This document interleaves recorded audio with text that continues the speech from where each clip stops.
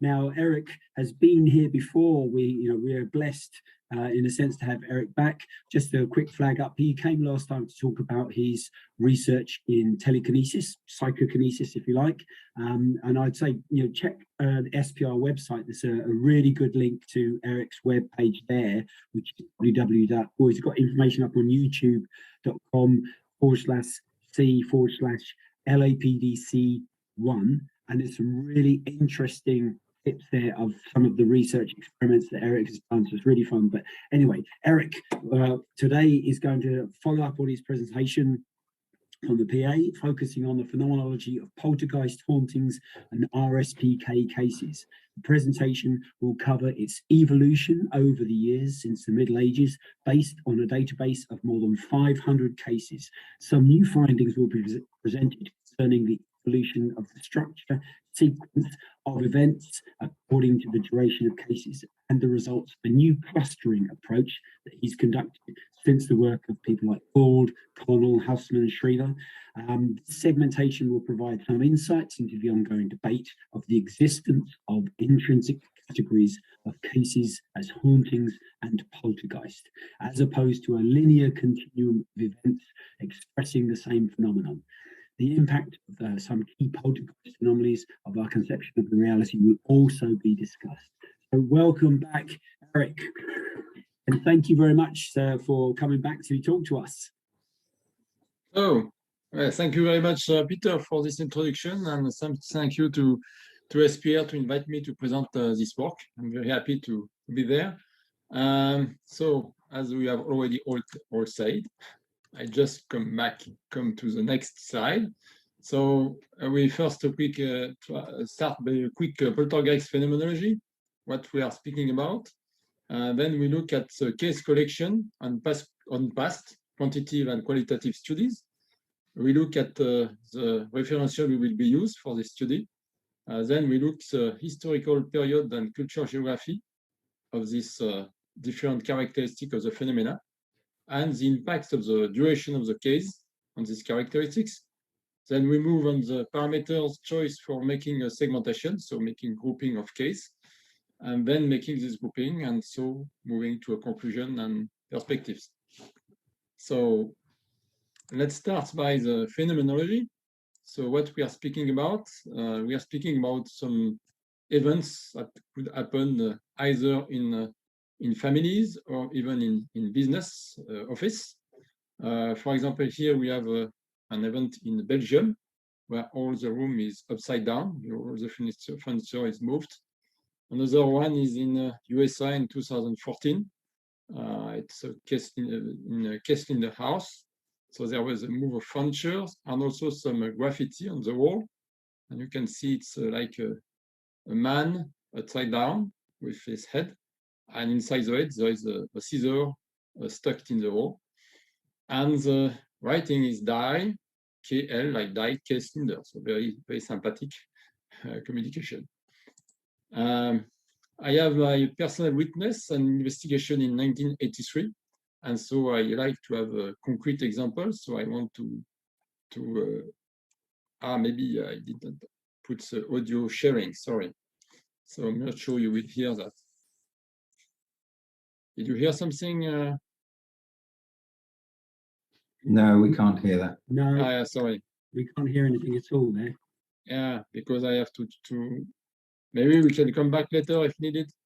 And then I will share with the audio because I didn't put the audio sharing inside the. Okay. So maybe. So in fact, it's you really hear the raps on which was on the front of the bed. We are 5 testimonial, 5 witnesses of this. But if we have some time, we can hear it. I will stop the sharing and come back.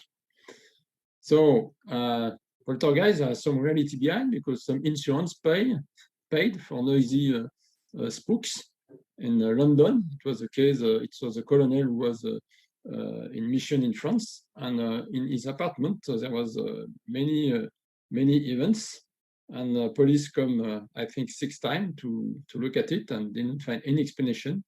And he success to have an insurance pay of the noisy damage they have in his apartment.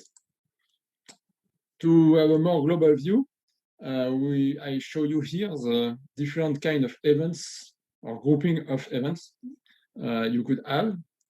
And this is a percentage. So this is a percentage of occurrence of each kind of event. It's the extract from the final case of Cole and Cornell we'll speak about later. So as you can say, the more known events of a kind of events is a small object move, and it's present in 64% of the case. Then you have the raps and 48, and other noise, which could be footsteps, could be furniture dragged. So people hearing furniture dragging on the upstairs, and there is no people upstairs. Crash, a big ball stepping down in the stairs, and so forth. After you have the strong energy, so it's like a heavy object, like a 400 pounds cupboard moving. Or structural, like a earthquake effect, like you think that your house is heaving, like or is vibrating. And you have also in strong energy, you have the big slap shut of doors. After you have some kind of apparitions, so it could be dead people, it could be shadows. You have misty figures, you have hands. And when we see 31%, in fact, it's 31% of the case have at least one of these events. That's important. Then you have in 25%, you have so materialization, dematerializations, teleportations, what we call stone showers, so stones bombardment, people receiving many stones, either outside the house, either inside the house. After we have the kind of communication interaction, so people can interact through raps, so making a code about how many raps there is, or they have some writing, as you saw on the case in your case, and graffiti on the wall. Then we have some kind of odd trajectories, so typically objects are moving and suddenly they take a right angle, so they don't follow the rule of ballistics. They can make soft landing, or maybe fall and not bouncing on the ground.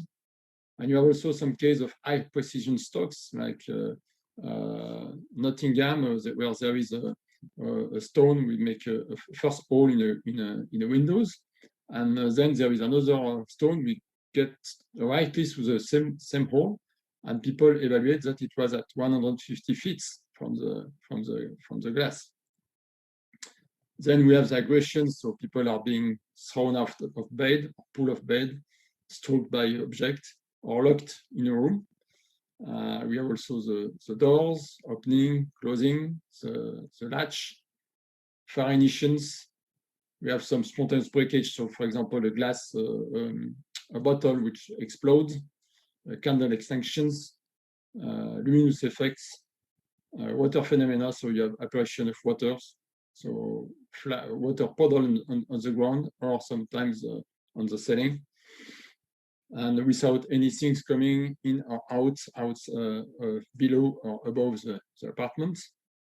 And so I don't have time to take all the points, but the new kind of events with the new technology, people could have phone call, even if the phone is closed, texto, the TV making on-off on a specific channel, and you could have also electronic apparatus dysfunction, like the battery discharge of camera, which are there to record the processes.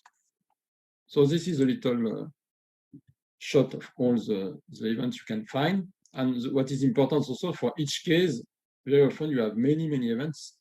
So if I take, for example, Dortmund, they have 760 launched stones and 147 broken windows. So it's not a small case. In Eleanor Zogun, which was finished by Stigmats, there was 800 phenomena. So you see, so some cases are very often big phenomena. So if you look at all these items, you see that here you have at 80, so maybe you are at 50, at least 50 events per case. So let's move to the case collection and all the past quantitative and qualitative studies. Sorry, but I will not go through all the studies because it's too long. But it shows how many people's and studies have been done, and so the strengths of the topics. So we can start. And before this, there was some I would say some stories about, for example, 400 before Christ. People say that one spirit at says is stable. Another was the fact that one was put in a prison, and there was some cries, and he died in the prison, and after there was some cries and so forth. And so there was some stories, and some after Christ, there is some story about which was in the Pliny legend about Athens Poltergeist, so Athens ghost, sorry. So there is some story before, but the start of really making a record of these events was with one was Jules of Verneville. We wrote 5 books about that, about spirit and their manifestation. We could talk about Camille Flammarion, in Germany, Pulse, also Albert Schwenk-Nutzing, because he document case and he start to speak about spook medium. So it's the first people trying to think that in some case it's linked to one people, so what we call after agent. So so first comparative analysis was William Cox. We make a 46 case analysis, mainly for US and UK. And so George Zorabs make another comparative analysis, this time 20 case of continental Europe. And finally, in 1969, in the PA conventions, President Hans Benders make an allocution and presenting 6 cases of poltergeist. So it was really a topic important. And he presents the text, the case of Waschendorf. Typical case where there is some tools in a box, and people sat on the box, and the tools get out of the box and go in different parts of the house. Another case, very surprising, there is some cow tails bite. Another was in Neudorf, it's a rain of nails, so 16 times in 45 minutes, the rain of nails, and the nails was in fact locked in a cabinet in the basement. Another was in a porcelain shop, so we see that it's not only in Hope family. And the big case of Rosenheim with the talking clock, the system was calling the talking clock at least 4 or 5 times by minutes, 50 times, so they have a big bill. And so they have also electric move, electric 50 ampere move of the electric current, and they make some 5. So I think there was 5 control organisms coming there, and they don't find anything. And so there also a big cupboard of 200 kilo, which was moved. And so it was a very big case. So I have to go quicker. Also, then we moved to some main quantitative studies. And so there is William Giro in the USA, make a study about 116 cases. And then Arno Gold and Cornell, who make their books, Poltergeist, with 500 cases, very detailed, and we'll talk that about later. After this, another study was done by Monika Jussmann and Frederick Schriever in Germany, about 54 cases. It was interesting, they compare this case with the case of Roll and with the case of Gold. And they make a study, a clustering study about that. And in Italy, Massimo Bondi make a 260 case study and compare it to non-Italian case. Sorry. So if we look to the Cox study, it was interesting because he makes some he makes some link between the typical characteristics and the case. So here is the number of his case in the database.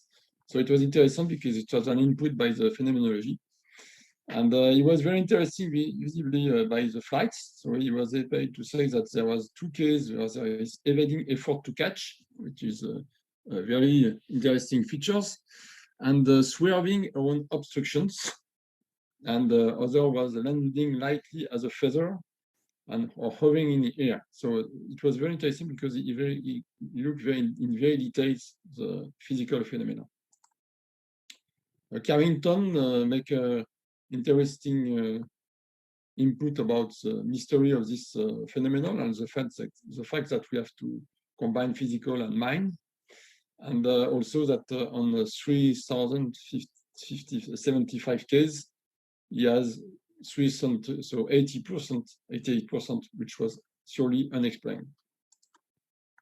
If we look to the study of war, which was a 116 case, he make a point on the fact that on 73 cases, there was a support by a police officer, government official, physician, scientist, lawyer, a member of clergy. So people we know normally are able to observe and report what they saw.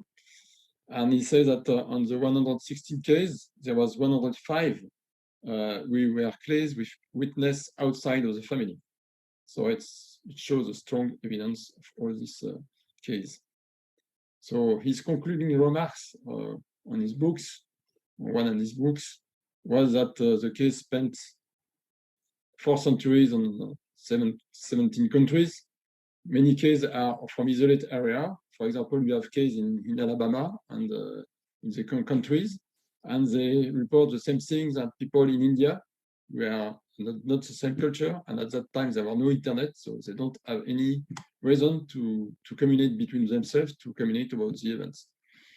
So it was very interesting, and he put the hypothesis of RSPK, so recurrent spontaneous psychokinesis, saying that if we can identify an agent, or what we call before spook medium, sometimes you are able to see different events linked to this people, and he put the hypothesis that it was in fact psychokinesis bound by the agents. He also discovered that there is some focus zone or focus object, or what people say frequent flyer. So even the same object flying. He had some important case about teleportation. He made a big study on Miami, and he set in place with the fact that it was very intelligence guided. And for example, there was some object moving from a shelf, and because there was an object just at the end of the shelf, the object moved above to get out of the shelf. And then he talked about also about the fact that a small proportion of agents, of poltergeist agents, was epileptic. So he talked about poltergeist therapy, and at the end he really put he set in front the fact that there was a closeness between mental and physical in the case of poltergeist. So also in his study, he worked on the energy field and try to show that there is some decreasing effect when you move at the distance of the agents. So there is less and less object moving. And other theory about beam theory, but I don't have time to speak about it now. So recent study from 2000 to 2020, it's less intense but more qualitative. So there is some French study in books in France. There is books of James Bruan about the multidisciplinary perspective. Very interesting because very different angle of view. There is a book of Darren Wilson, I think very interesting case, the South Shield Poltergeist, because it's very detailed and it's a very strong case with very new events, as you say, what call phone call, texto, and so forth. The book of Clarkson, the book of Paul Cropper and Tony Haley in Australia. So 52 cases of poltergeist, very interesting, and there is some where there is some case of contingents, we will talk later. There is a paper about poltergeist done by Brian William and Annalisa Fantola, and some recent books, one from Callum Cooper and Stephen Parson about paracoustics, so the effect, the sound in paranormal case and specifically in poltergeist.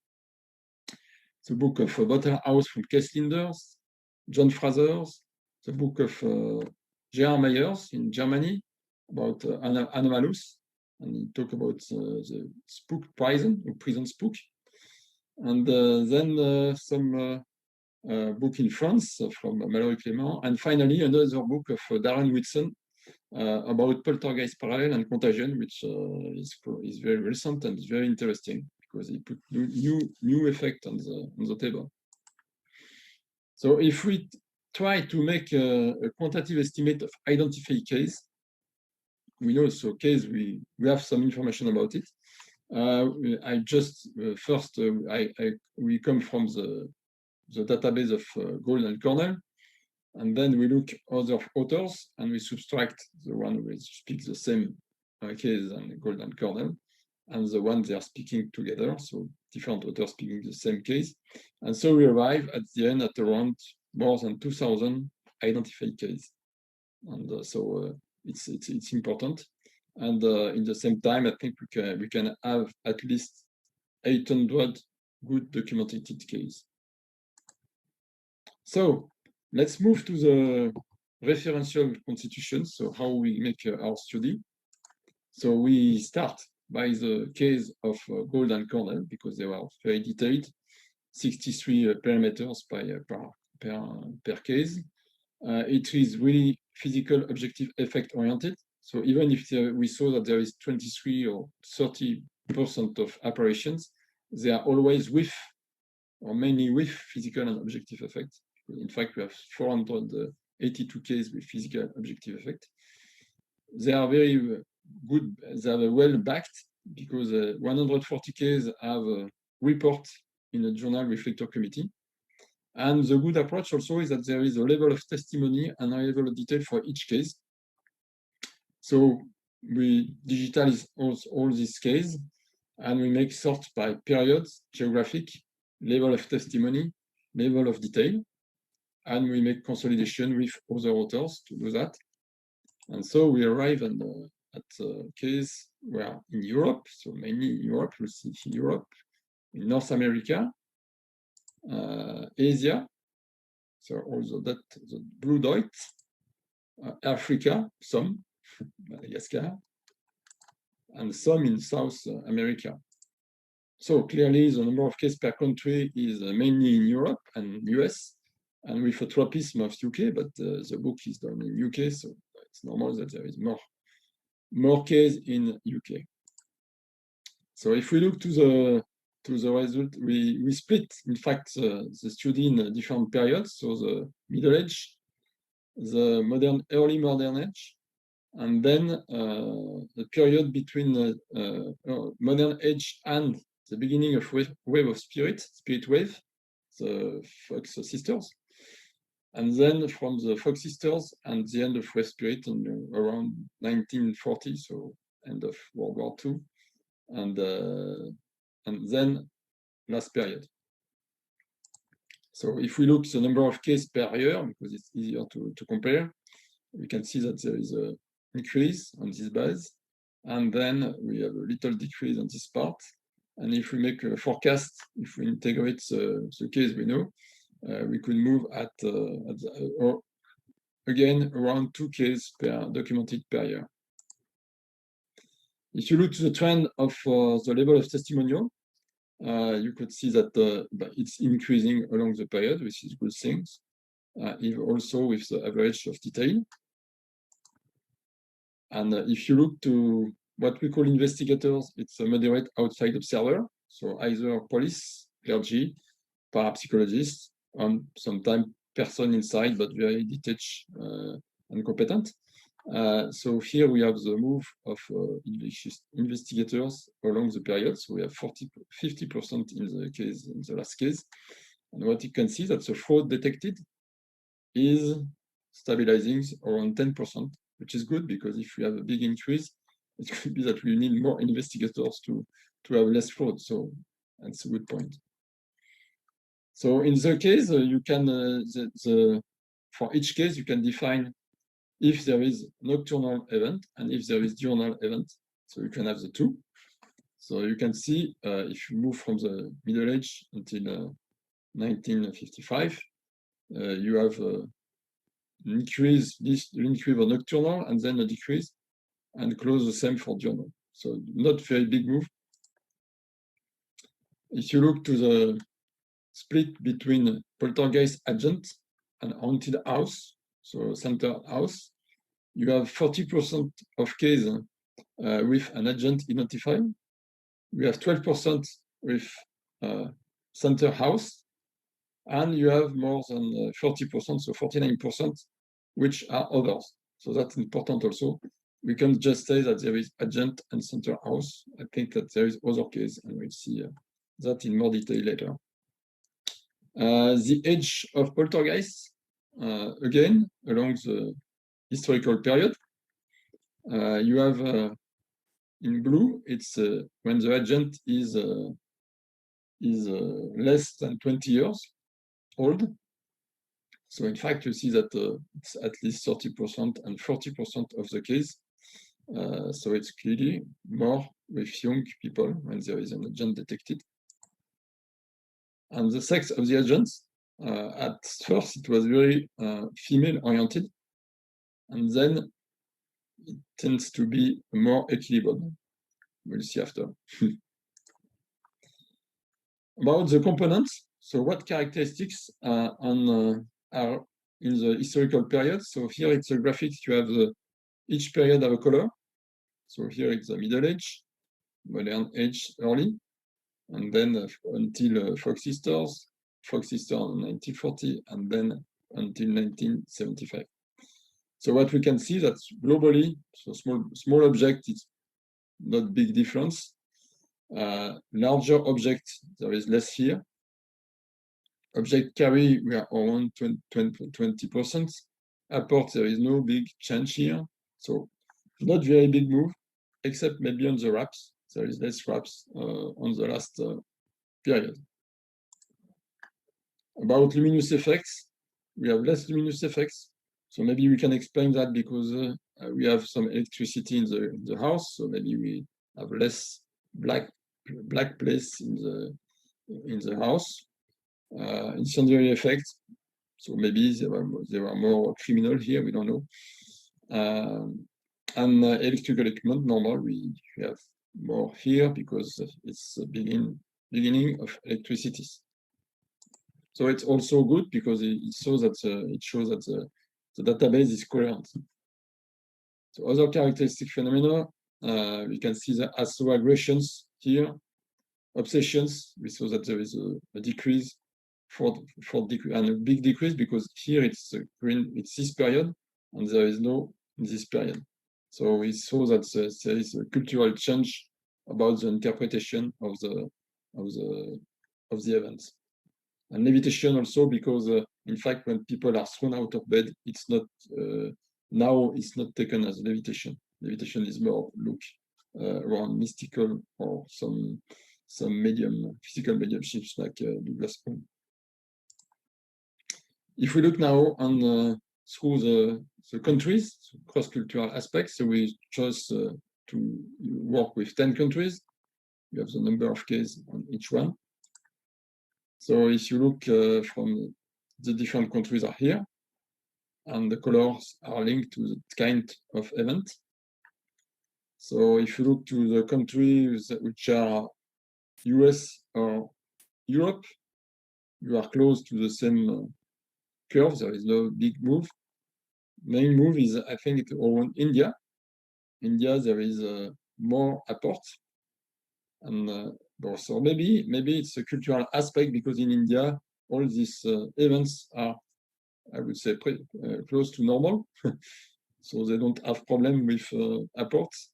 But some surprising is the wraps. Maybe it's because of the infrastructures, they don't have the same infrastructures, and maybe I don't know exactly. And about small object, yes, because move of small objects is not a problem from India. I think maybe so. It's interesting because it really shows. So we have to be careful because it's only on, as we have seen before, it's only on 9 cases in India. So we have to be careful. But the others are very, very close. So we looked at all these phenomena. We wanted to see if there is an impact of the level of testimonial on this phenomenon, because there is some, I would say, weird features like the apports like inundations, so maybe it's just because people are talking, but maybe there is no real reality behind it. So we wanted to look, if we look to the level of testimonial, which if it's bigger than 4, higher than 4, sorry, we have these numbers. So for example, with testimonial higher than 4, apports are at 30%, and with testimonial below than 4, it's at 70%. So it's a reverse. We have more testimonials, we have more case with apport when there is big higher testimonial. Same thing for carried objects. So objects which look like to be carried, in fact. So that is very interesting because it's, and for example, if you look to house centers, we have a decrease. So it's when there is more testimonials, so more people working on it, you have less house centers and more agents identified. So it looks like when people are more looking more in more detail, they detect maybe agents that they have not detected before. So it's pretty interesting because what we say that the most bizarre phenomena are better documented when the testimony index is higher. So this strengthens their credibility and the difficulty to, because sometimes when you have always some kind of belief, you say, oh, okay, so I believe this, but this for me is very far-stretched. And the fact that of this result say that you can't easily eliminate bizarre effect from the poltergeist phenomenon because they have an excessive lag from the predominant scientific paradigm. So the conclusion of this part is to say that on the history, we have mainly an impact of the technology of the evolution of technology, example electricity, but not a big change, except maybe on the interpretation, because possession cases, there was other interpretation, and we saw that they decreased strongly. And the geographics, US, Europe are pretty close. India, it's a possible impact of a set of beliefs, as we say, materialization, teleportation are more in the belief set of the people. And the high level of testimony and detail reinforce the observation of odd phenomena. So now we are looking at the impact of the duration. So we have different cases, which as you can have 3 days, 4 days, and 36 months. And we want to see what is there an impact of the duration on the characteristics. So here are the different duration. So for example, here you have 25% of case, we are 1 month. So this is in months. And the blue is the number of cases, 100 cases, and the red is a percentage of cases. So you see that there is a big number of cases which are between 1 and, I would say, 12, 13 months, and mainly first part is 1 to 6 months, then 12, and after it's bigger than 40 months.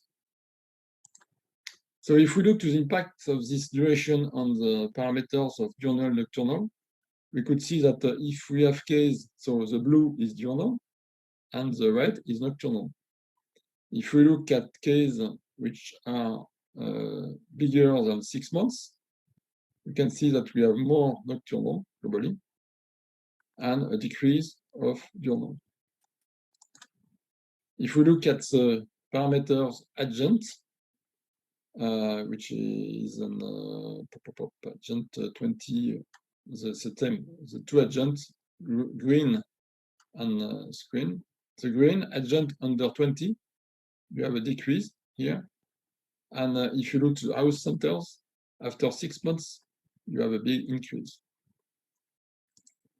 Then if you look to the object event, there is no big move, except when you are more than 36 months, you have looks like there is some kind of decrease. And the important fact here is that if you look to all the, I would say, phantasm, apparitions, voice, imitative noise, misty figures, you can see that after 6 months, they increase. So you have more imitative noise, you have more phantasm here, so apparitions, you have more luminous effects and more handset. But I have to just to come back to what I've said. It's not after 6 months I have more. It's to say that if your case has a duration above 6 months, you have a better probability to have apparitions, misty features, etc. So it didn't mean that all apparitions are arriving at the end. In fact, we have some cases where apparitions are beginning at start, and some effectively after 6 months. But the fact that the biggest, longest during the case, the more you are in a haunting case. Sequence event. People ask, is there a order subjacent at the events? Guillaume prefer, according to a quote of Colin Wilson, so it's only a quote to say that there is 19 symptoms beginning with RAPS and ending with equipment failure. I don't think it was the case. It's not what's reported by other authors. The RAB shows that there is a different case of sequence. Walls, for example, make a detailed study of 31 cases, and he says that there is 17 beginning with sounds and 14 with movement. And we have Marie-Charlotte Delmas in France, who is making a study on stone throwing poltergeist. And mainly she finds that there is 25 cases where the start with airport and then other phenomena, and 15 cases, start with another phenomena and then airports. And so I don't think today we can say that there is a strictly order of events, but this is an ongoing work. And also it's connected with discussion with James Warren about his hierarchy of haunt and poltergeist experience, which is based mainly on the probability that each event is coming. But sometimes they try to say that also it's moving like a sequence. So let's move now on the segmentation. So how we can make some group between all these cases. So the first thing is to choose the parameters to do that. And in fact, the parameters associated with each case, we have 3 kinds of needs. We have the needs we are looking, so it's a grouping of elementary events, how we can group them. So we can make maybe some fusion of parameters because we don't need a very detailed. And another way, if you want to make a database or a repository, we need very detailed parameters because it's very interesting to know, for example, how many cases have, I would say, a carried object effect. And so I need to have these parameters in the database if I want to find all the cases associated with that, as we show with Cox. And also we need to have some testimonial questionnaires. We can make a review with people when they have some experiment, we have experienced some case in order to make the interview. And this could be multi-level. So if I have this happening, maybe I have these other questions, and it could be also a scale instead of one off, on off. So what about the different grid of parameters have been presented already? Cox, he had 34 parameters. So we talk about Cornell and Gould, which has 63. Huisman and Shivers use a 38 grid, and then with statistical analysis, they move to 15. And for the questionnaires, IGPP, Circe use a 28 parameters questionnaire with a scale 1 to 5. And James Uran make a global study about using rash killing approach of spontaneous events, and it arrived at 32 parameters.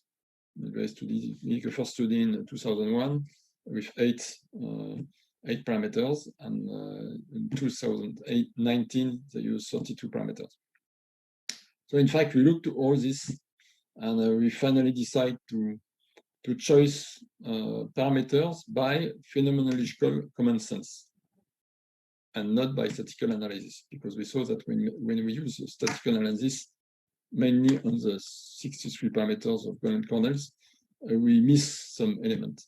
And by working on phenomenological, we are able to make some group, to make some parameters in the same group, and so reduce the number of parameters, and at the same time integrate new parameters proposal coming from others approach.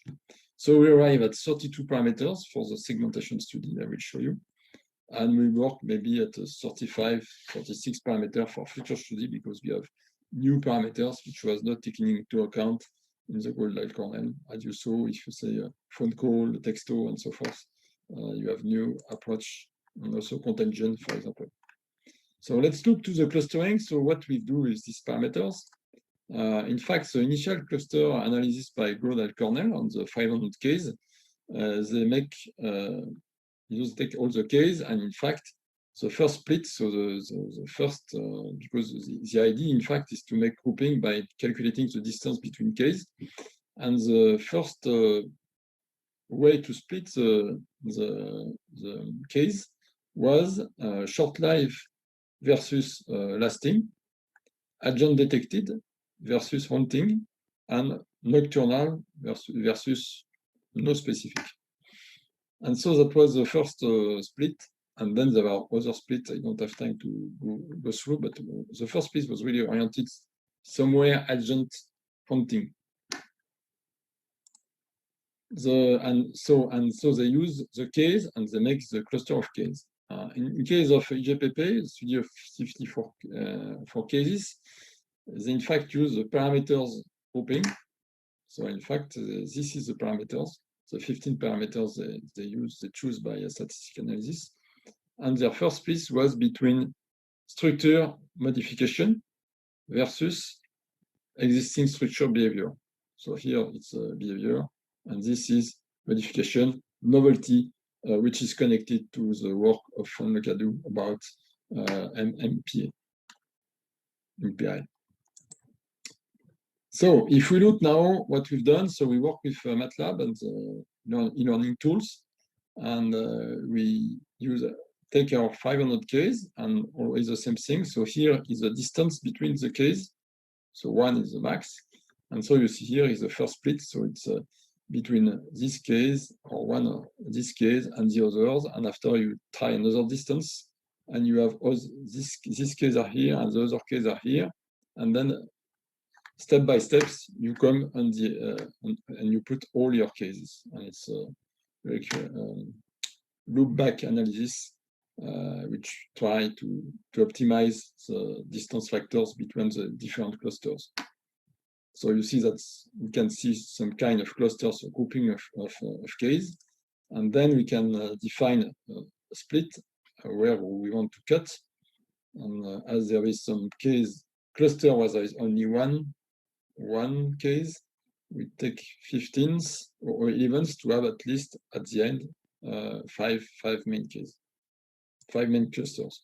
So here are 5 clusters with 3 big ones, three big ones and 2 smaller. So that was the approach using the case and trying to regroup case according to the parameters they use. And then we have the other approach, the approach of IGPP. So we start from parameters and look which parameters is in the same case and make some grouping. And in this case, in this approach, we have first we saw that the 32 is a natural causes, so it's normal. Finally, it's a natural causes is really the farer of all the parameters. Then we have possessions, sorry, and then we have a environment regroupment. It's about smell, test, cold breeze, and also the electrical. Then we have another one which is more focused on agent. So here it's agents more than less than 20, then female agent, etc. And with other parameters linked to this one. And this is the parameters more. House center is here. It's more about long, more than 6 months, etc. So that gives some idea about the big move. But what we want it's to come back to the case, because more importantly is to make cluster of cases.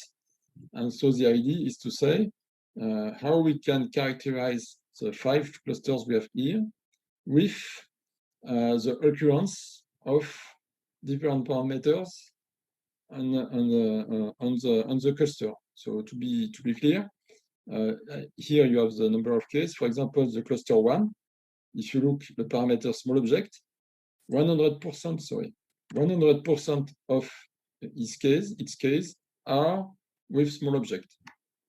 And on the contrary, on the cluster 2, 37th only of the case included into the clusters have small object.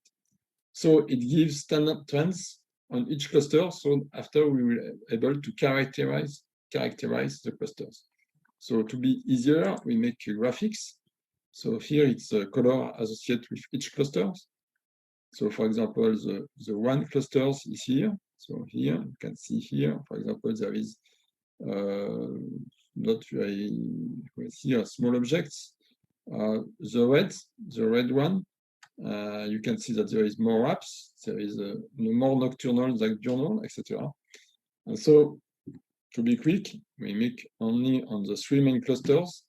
You can see directly. So for example, the cluster 4, you have big other noise, you have intelligence, and you have no agent. And if you look to the cluster 11, you have agents close to 100%. You have less intelligent, but intelligence also. You have small objects, strong energy, and so forth. So you can, using that, you can characterize. So for example, the 3, there is no agent, and it's not house centers. So using this, we are able to, it's a tentative to make some label on each clusters. So cluster 4 is more hunting. So there is some intelligence, apparitions, nocturnal, house centers, other noise, latch doors, and mainly more than 6 months. Cluster 11 is about agents. So agent, intelligence, there is some odd trajectory, strong energy, apport. Then we have the cluster 3. It's weird or short, I would say shortly weird, because it's less than 6 months. And there is apport 5, odd trajectory, and there is no agent, not house centers. And it's 75 clusters, so it's not a small cluster. And you have 2 other small clusters. One is strong, because there is very strong energy, apparition, breakage, assault. And one is wrapped, because there is 100% wraps in it. Breakage, more nocturnal, and there is some fraud in it, and it was end by ritual. So the point is here to say, okay, these clusters, we have defined a cluster, but how they evolve along the period of time, historical time. And that is very important. And so if you take for example, the 11 cluster, which is agent clusters, you can see that it increases here and here. And as we know, because first the people say that they detect agent, and more they were more critical to select and see if there is really agent between the people. And in the same token, if you look to the hunting, we have here the hunting in purple. It's close here, but it decreases here. So we have a scissor effect between these 2 periods. And you can see that if you look at this total of 11 and 4th, you have the same here and here. And if you look to the 3, where there is no house, no agent, it's pretty stable on the last 2 periods. I think it's a very interesting cluster to work off. Then you have the strong is very decreasing, and the red, the wraps, is close to stable. So the conclusion of this is that to say that we have a long story with strong evidence across geographics. Sorry, I will look to the time. Okay. The evolution along the this evolution along the history due mainly about the evolution of the technology and the infrastructures. and also about the cultural and the way of living. But globally, we have a relatively stable phenomenology. The second thing is that we have no strong boundaries between cluster of cases, because if you look back just here, for example, you can say, when I say, for example, here there is apparition. In fact, in the cluster 4, I am saying that there is 50% of the case that have apparitions. So there is 50% we have not. So it's not to say the cluster 4 is all apparition. So in fact, with these parameters, we see really that there is not a strict line between all the clusters, it's trends.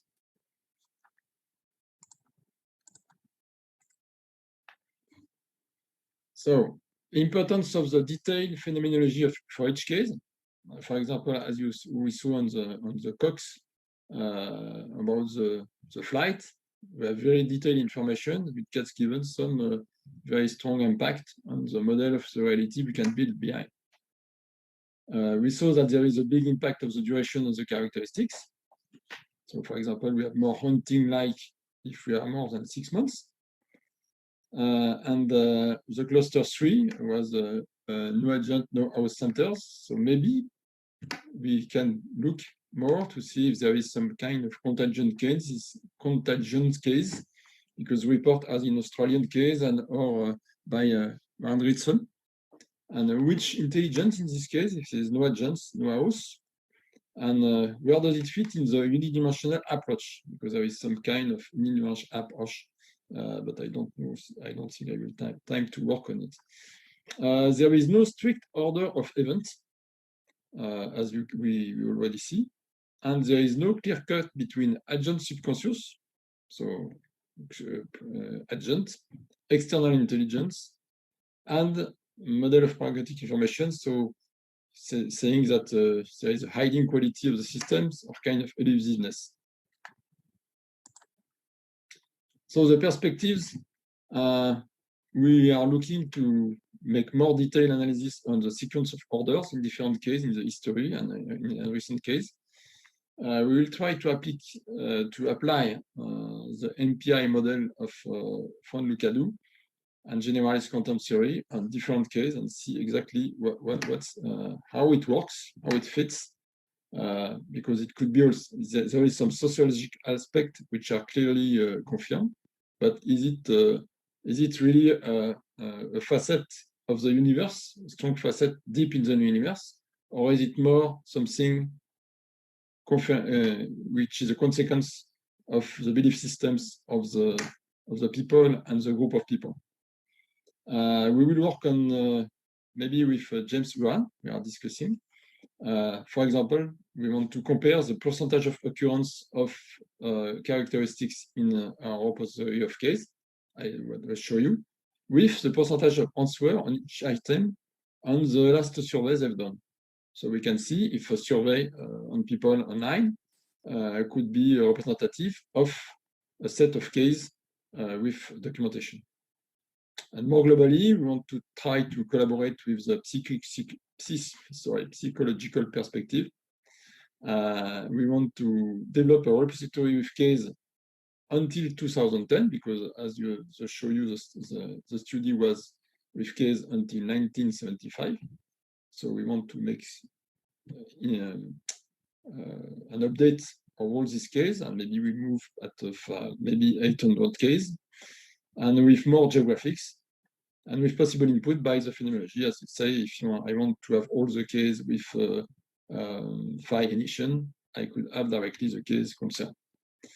And the study of the odd characteristics of poltergeists and corresponding existing model of reality that was proposed, and fit or not, and making some maybe somewhat some proposition. And to finish with some odds, as I say in the presentation, some odd topics. We can say, for example, about the teleportation materializations. For example, in the case of Mayanup, Australia, we have a pumpkin size of weighting for 30 pounds. with slow landing on a still water reservoir. In Sumatra, we have some house where the stones that pass through the house and the guy move up the ceiling, and so directly the stone going through the roof. We talk about already with Reschendorf, Dortmund also with and here we talk, and in Mayanuk was interesting because it was a testimonial. Well, it's only a testimonial, but the way it was phrasing, it was interesting. He says that looking at a clear gray sky, a small object taken shape, the materialization process was a bit like a kaleidoscope, a few jerks on the one side and the other, and it was there. The stone fell on the roof, and once recovered was very hot. So it's not a multi-people testimony, but it seems interesting to look at it anyway. About real movement, we talked about that before, but for example, in Greece, Paris in 1849, there was some shutters where there is a small hole, and the trough of tile which goes through the shutter was exactly the form and the size of the hole.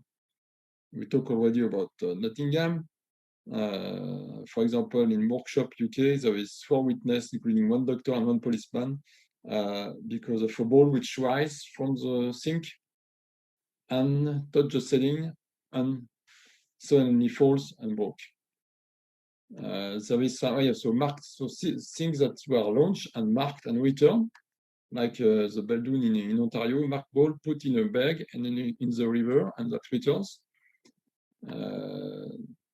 Also, yeah, in Nottingham, it was also the testimonial was by Cornell, so it's not it's a big testimonial, and stones thrown back to the sender.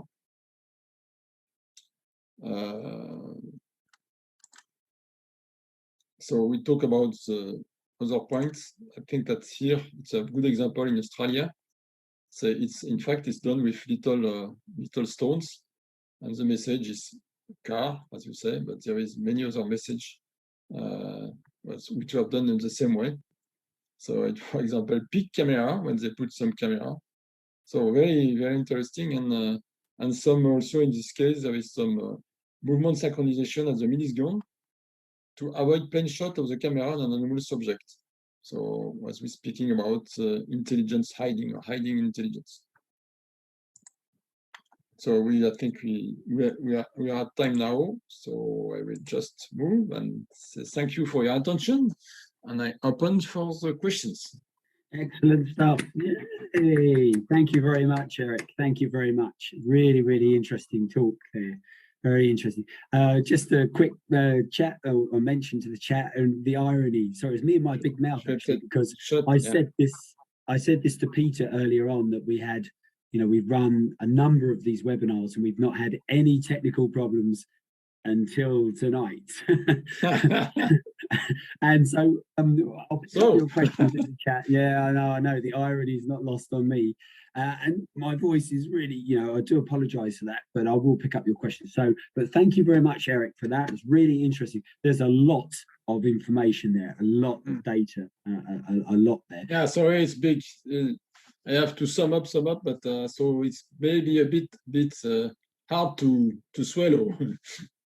Well, okay. With that in mind, what's this? If you were to summarize this, what's the take? What is the aim of this? Is it that you're trying to provide some sort of indicative content of where researchers can go in the future? Yeah. So I have several objectives. One objective is really to focus on odd events, and starting from these odd events, we're looking what are the model of reality consciousness that are proposed and are able to answer to it, and if not, what we can propose, which kind of model we can propose. So taking this to real, accepting it, and say if it's really real, what can we propose as model? So I think because I think today we have to be aware of the reality. If you say there is 2,000 cases with 30, 40 events, so it's it's 1,800 events with people around and not one. And so what we do with that? So that's the first point. And the second is with link is to really build something which could be used by researcher. So it's really a repository where we put all these cases with parameters when we have the information, and people after can work with it. For example, to say, as the example I've done, I want to know where the case where there is a water puddle, and so they're able to extract all the case, and for each case there is a reference, so they can come to the reference of the case, look at the detail, and so make the study of this kind of thing. So is that it's almost like this is a database almost that you're talking about? Yeah, I would prefer to say repository, because if you want to make a database, we say we have to put all the reference in it. Okay. But it's a bit complex because there is copyright issue, and also because each country, for example, now we are trying to input 260 cases of Italia, because they have done the work with the parameters of golden corner, so we can put inside the base, and then we give the reference in Italian, and so people who are in Italy can come in the reference, which maybe are in an organization, or I don't know. And so, for example, for the SPR, we have many references about GSPR. So we just give the reference, and people can come to your base and look to the article. So if we want to make a database, it's better to have the article, but it's a bit more complex to do that because of copyright, and also maybe it's why I prefer to say repository, even if it's kind of database. I agree with you. How can people, researchers, is this repository free to access? The idea is that this repository will be free. It's not a business. How will people access it? At now we are building it, so it's a prototype. We've developed the prototype with the final of case of golden kernel, but we already work with all the case until 2010. We identify the case, but now we have to make the same jobs to identify the parameters and put that in the case, and then after we'll look at how we could put that online. Perhaps when you do that, when it's ready at that stage, perhaps you can let us know, and we can put a link to that on the SPR webpage, if that's acceptable to the SPR, of course. Yeah. Brilliant. Yeah, lovely. That's really good. Okay, let's get to some questions. So first question from John Fraser. Thanks, John. Really interesting question. So John asks, so how did you define intelligence in your survey? Was it a sort of simple yes, no based on RAPs, or was it something more complex than that? In fact, in the parameters of golden kernel, there was many parameters connected to intelligence. So in fact, I define a parameter intelligence in these 32 parameters, which will group different areas. For example, imitative voice, it shows some kind of intelligence. Object rearrangement, like we saw at the end with the car, right, with little stones. So it shows intelligence. So I put a parameters which is linked to all these parameters. So if I have one of these which is okay, it gives one to the intelligent parameters. Excellent. Okay, thank you for that. Next question from Ken Smith. Thanks, Ken, for a nice question. So this is about movement of small objects and footsteps. And he's saying the movement of small objects and footsteps seems to be frequent in both haunting and poltergeist cases. And so in these cases, is it possible, can we draw any definite distinction between the two categories? As I said, for me, there is no boundaries, strong boundaries between clusters, the different clusters we find at the end. And so we can't say this, because as I show in the graphics, each clusters, when you say it's more apparition, yes, it's more apparition, but it's 40% of cases are apparition, there are apparition, and 60% there is not. So I can say it's really strong. It's a cluster where there is only apparition. I think there is only the cluster 2 where there is 100% of the case where there is rap. But all the others, they have some 60%, 70%. So it's trends. That's why I think it's difficult to say there is haunting and there is agent, and also there is some others where there is no agent, no haunting. And maybe also because of the last research done by Whitson and another in Australia, where they saw that there is some kind of contagion. I think that's another point, because you can have a case where there is people who have it, and then after some friend of these people have it too, or sometimes it's the reverse. So it's some object move from the house, and it happens something with this object out of the house. So there's some connection between different cases, and so I think it's a big area of research at now. So we have to come back, in fact, to some old case, and by revisiting them, we can see that maybe there is some connection we didn't see before. Okay, and I guess to some extent, that's the benefit of this repository as well. We'll be able to see, hopefully, patterns emerging that may not have been evident before. Yeah, and it will be interesting when we put that for the old case between 1955, 75, and now. Yeah. When we make again the old trips, it will be interesting. Well, I want to get to some more questions. So, Kieran, thanks for your question. So, Kieran asks, and this is one that, in a sense, I had as well, because it struck me as interesting, this notion of the agent being young and female. So, he's saying, what do you think then of the validity of the agent theory, in the sense that, it's this notion that there's the perception that agents are thought to be perceived as young, less than 20 years old, and female. Why? Why? What is this telling us? Yeah, I just have to give the common explanation. I don't have a clear answer. The common explanation is to say that between 20 years, and also because my own experiment, I have detected that it was an agent, and I detected clearly who he was before we showed that it was him. Because in fact, we saw that many poltergeists are linked to frustration of some people. And in this case, and when the people are in teen space between 14 and 20, there are more difficulty to integrate all the environments, and they can be frustrated, and they can put the frustration inside. And maybe some poltergeist effects are linked to this externalization of this frustration unconsciously. And I personally was a witness of one. And I think that in many cases, if you look to the book, you can see that really it was linked with one people.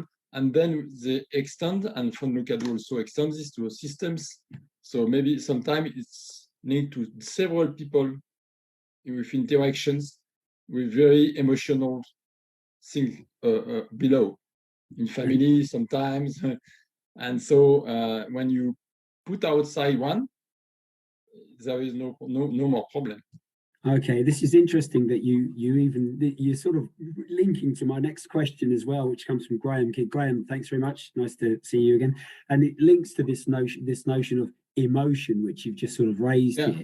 And Graham is saying, isn't it the case then that strong emotions are often associated with hauntings and poltergeist activity?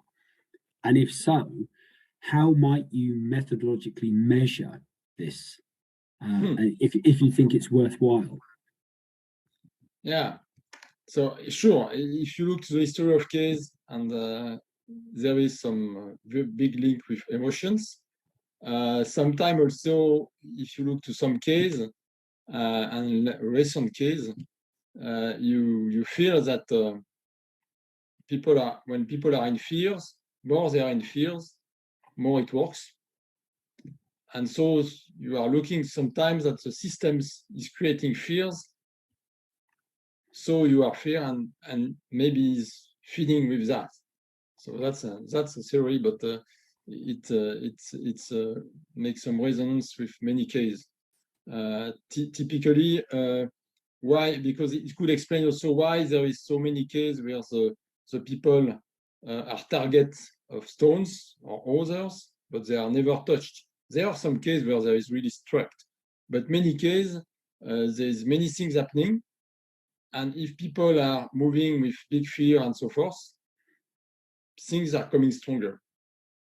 And if they try to just calm down and say, oh, okay, that's okay, things are coming down. So I agree that in many cases the emotion is a big part. So there is some kind of feeding of energy. I don't know exactly, but and again, it's when we have an agent detected or some people detected, but it's not the case of all. Okay, so it's why you can't say. I think when people are trying to make the things like unidimensional, and I am discussing with James Houan about his work, and very interesting. But for me, it's a really multiform reality. And there is very, very big difference between a case where they're during 36 months and very linked to a house, because there is some events and people move, and people move and they don't have more events, but some other people coming and they have events. But very often it could be a link between one kind of people or one people and one house. So you put another people in the house, there is nothing happening. And you put the same people in another house, nothing happened. Well, in my case, it was really a link because there was no events outside of this house, but there is no events if this guy was not here. Okay. Next question then from Paul, which links on from this as well. Nicely, it's about, in a sense, it's about the temporal nature of this, which is interesting to see these changes in the sort of relevance over time.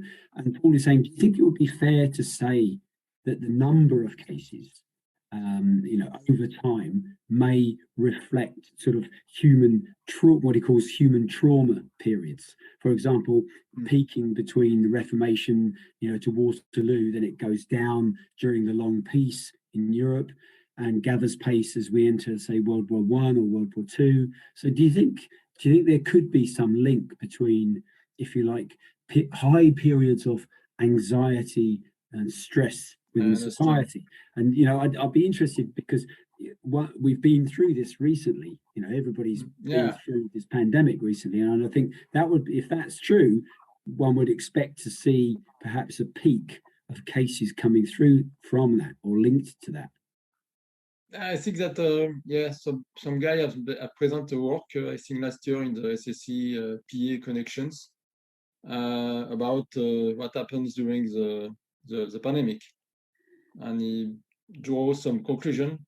But you can say it's a stress, or maybe it's because people are always in the same area and they have not new kind of interactions they don't have before, and it could be eruptions. So it's difficult. But to answer to the first questions, I did not have make the link between period of war, stable, and I think maybe it would be different. Maybe we can look more closely. But I wanted, in fact, my cut of period was more to say middle age, modern age, and also I wanted to have a split before starting at Fox Sisters, because it's the beginning of a wave spirits. So people are thinking about spirit. So I make many tap tipping meeting, and so there is many physical mediumships. So I thought that maybe we were more case, and because also there is more investigators, So the problem is that the reporting, because we say that we have already maybe 2 documented reports per year, but I'm sure it's very low because in front of all the cases. If you discuss with people, sometimes they yes, it's happening, yes, but you don't see that in the newspapers. You don't see that because sometimes it takes only 1, 2, 3 weeks, so it's finished. Yeah. Okay, and that's actually that brings me to an interesting sort of a point in question Kieran has raised here. This is this notion that saying sort of think there's noticed a shift or a change in academic culture, the landscape or perception of research in parapsychology, one that's moved, if you like, from seeing it, or basically ignoring it, not seeing it at all, to perhaps one more of acceptance. Is that would you say that's your experience of the case? Do you think that parapsychology is more of an acceptable science now? I think about, I would say more globally, because in fact I'm interested globally on macro PK. So I'm interested by as you know, by experimenting directly. I am interested by the poltergeist, but I made a study in parallel on physical mediumships and mystical, because there is a big work also on the mystical, and I make some work on that. So to have a global approach of macro PK. So my idea is a repository is more a global repository about macro PK. So it could point on a poltergeist case, or the physical mediumships, or maybe on a mystical guy who makes some this kind of events. So I think about micro PK, it's moving, because when I start I'm not a very long guy in these topics. I love this from long time, but I'm not a long guy in the area, scientific area of parapsychology. And when I proposed my first article, it was not easy, because I think in parapsychology, many people think about psi, blah blah blah. But when you talk about mind and other matters, that's another topic. And many people in parapsychology, in fact, I don't like to say believe, but it's the case. They don't believe it. So if you don't believe it, they say they have difficulty to work on it. So I think it's moving. I think we are coming back, and we are presenting in this week at I think it was Thursday at the SSRPA Connection. We are presenting with Mario Varvoglis, the president of EMI, and a study we've done in Greece with something close to physical mediumships, with some very big effect, like the candle extinction at 3-4 meters, moving pyramid below a glass of glass jar at 50 centimeters. And so, and I don't think that in 3 years ago we could present that.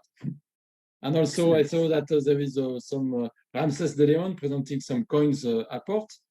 And also, I think it's, macro PK is coming back. Well, and I think that's a good thing. I really do. I think it's a and thanks to you area. Because you invite me to present. Of course. Well, I'd like to think that's because here at the SPR we are at the cutting edge.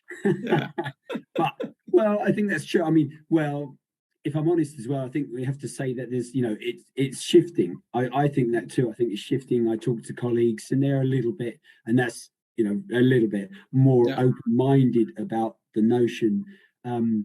Whether that that's a good thing, but whether that translates into, it's really important. And I can hear Chris Rowe in my head as well, talking about things like the next generation of researchers, and that's a really important thing to be aware of. How do we instill in young people the interest and understanding and expose them to these ideas, because most universities just don't cover this at all. And I think that's probably the tragedy. It's not that I think people's minds are closed as much as they were.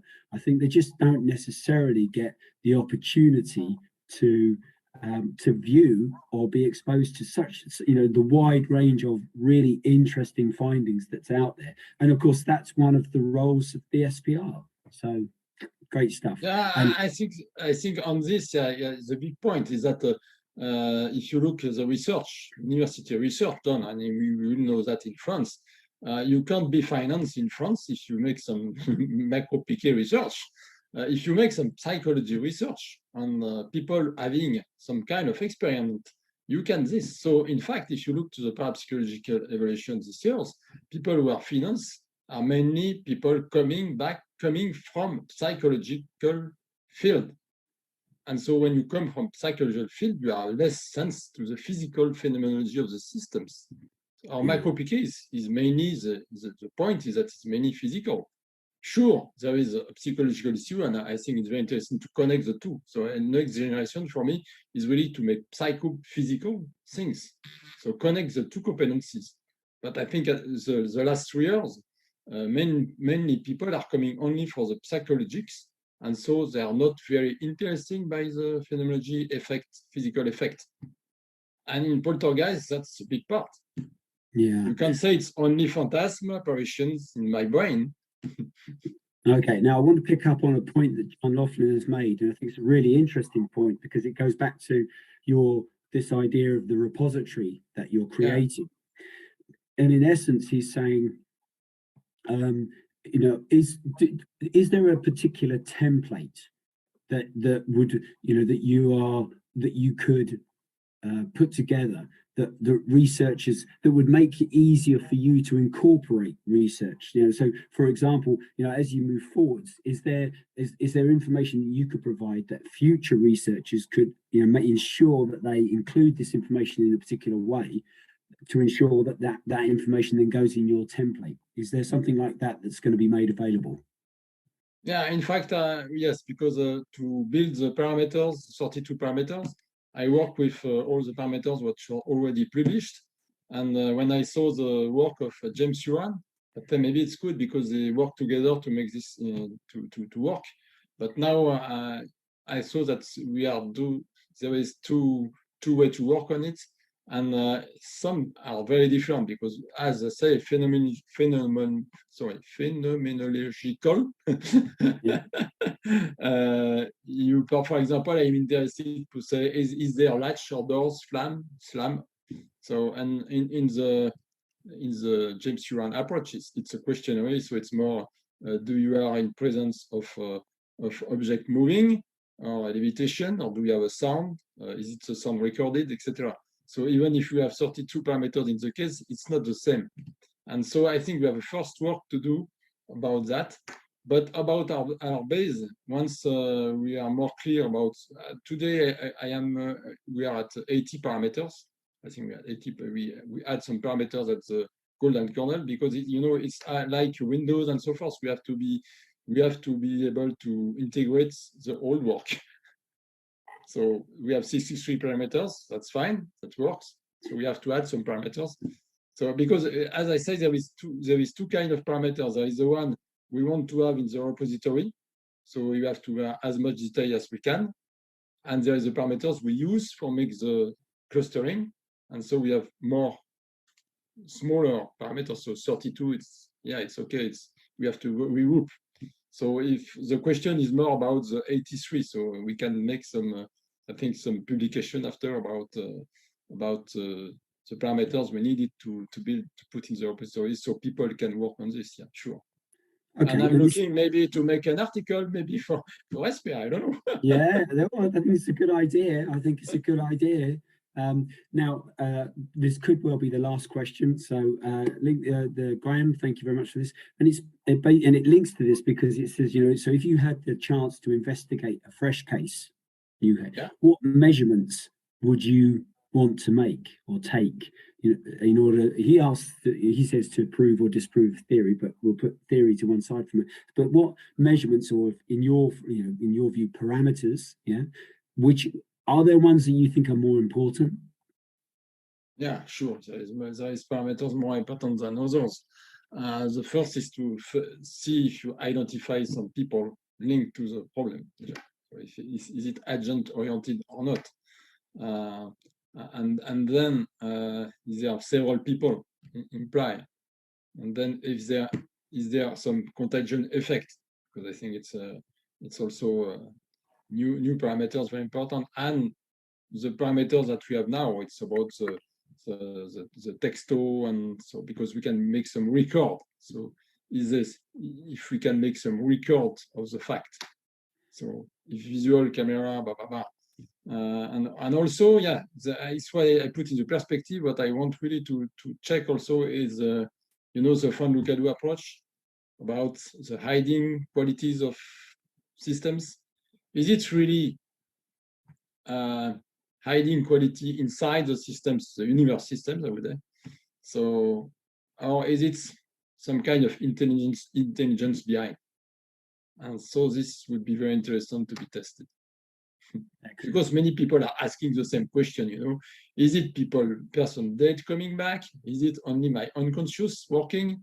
Is it my unconscious working with other unconsciousness, so global consciousness? Yes, but many questions. So if it's a global consciousness, okay, so who is the pilot? Who is making the odd trajectory of the object, you know? Why this object is coming there? Yeah, The intention. absolutely. Yeah. Thank you very much. So rounding that up, there's some good comments there, and I would just flag up that SPR does fund research. There's the spontaneous, the survival fund. There's a great research grants there as well. So, but thank you very much, Eric.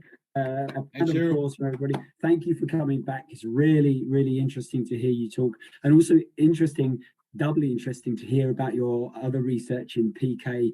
We'll get you back to talk about those results as well.